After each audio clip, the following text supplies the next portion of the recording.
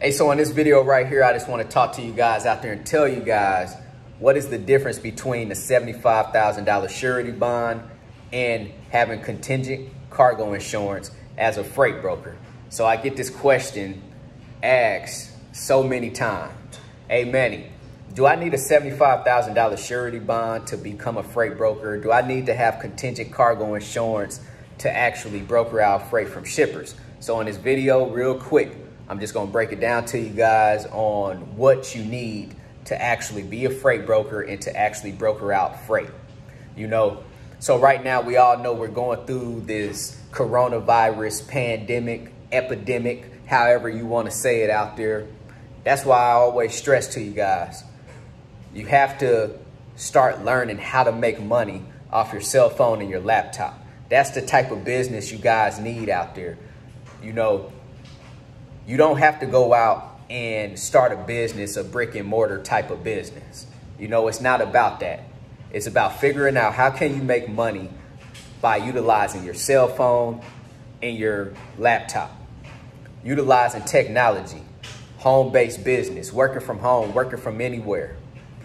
So for me, I feel that I am profiting right now more money than Walmart, than Disney World, Disneyland, all of these big places out here, big businesses, brick and mortar, because we're practicing social distancing right now, if that's what they want to call it. I never even heard of social distancing until now. But I don't have to practice that because I work from home and I work from really wherever I want to work from.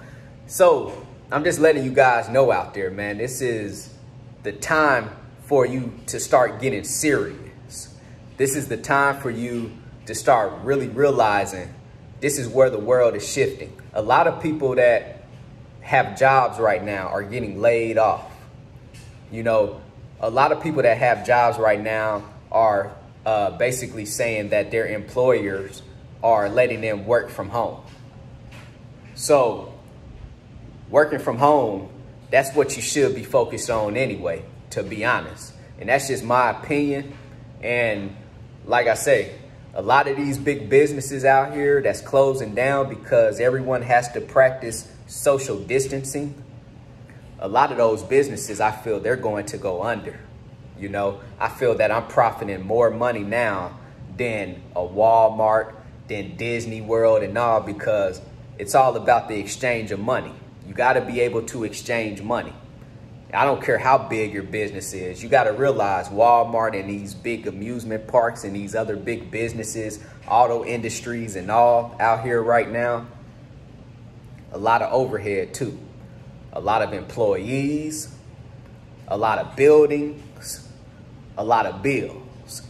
So you got to figure out how can you always decrease your overhead so you can maximize your profit. So a lot of these big businesses, they need that cash flow coming in to sustain, So I just want to put that out there to you guys, man. It's still very important for you guys to start figuring out how can you build a business from inside your house, So just something for you guys to think about during this weekend. Let's roll off into this content real quick. So $75,000 surety bond is required, by the FMCSA. Federal Motor Carrier Safety Administration requires everyone who wants to be a freight broker to have a $75,000 surety bond. And basically that $75,000 surety bond will protect the shipper and the motor carrier. So just in case if the freight broker is not doing business the right way and something happens, the shipper or the motor carrier can file a claim against that $75,000 surety bond that the freight broker actually holds to receive whatever that they are supposed to be paid or compensated.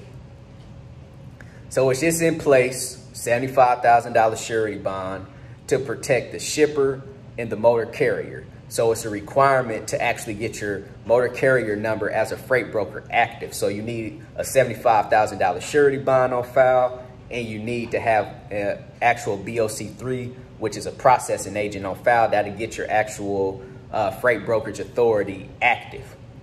Now, when it comes to having contingent cargo insurance, that's another story.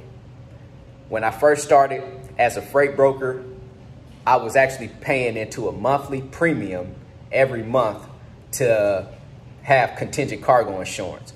So the whole thing about contingent cargo insurance is it's basically, like it says, contingent cargo insurance is basically a backup just in case if the trucking company that you have brokered that load out to, if their actual insurance fails, just in case if it's a cargo insurance claim. That's why some shippers will require the freight broker to have contingent cargo insurance just in case if that trucking company insurance fails. Now you have a backup. So I guess the shippers are just looking at it so that they could feel more comfortable and, more safe, when it comes to giving freight brokers loads. Some shippers want that freight broker to have contingent cargo insurance. Now, not all shippers want the actual freight broker to have contingent cargo insurance. And that's something that I found out while actively brokering freight and paying into a monthly premium. I started to realize that I was paying unnecessary money every month by having contingent cargo insurance, by having to pay the actual monthly premium. So what I did was, now, if you guys want to know how I actually do what I'm about to tell you, which is just basically paying per load instead of paying a monthly premium. Now I get to save money because not all shippers require for me to have contingent cargo insurance. So now when the shipper do require me as a freight broker to have contingent cargo insurance to be able to broker out their freight, I could actually buy off into an actual way that you could buy off into having to pay per load for contingent cargo insurance. So on my channel, I don't like to promote for anyone who is not paying me any money. You guys know I promote for DAT and TAFS because I am a partner with them. So I don't want to tell you guys right now on camera who I actually go through, because I'll just be promoting for them. But if you guys want to know who I go through, just shoot me an email and I'll just reply back with a simple email on the company that I go to that actually will give me contingent cargo insurance per load, and I'll just have to pay them instead of paying the actual monthly premium.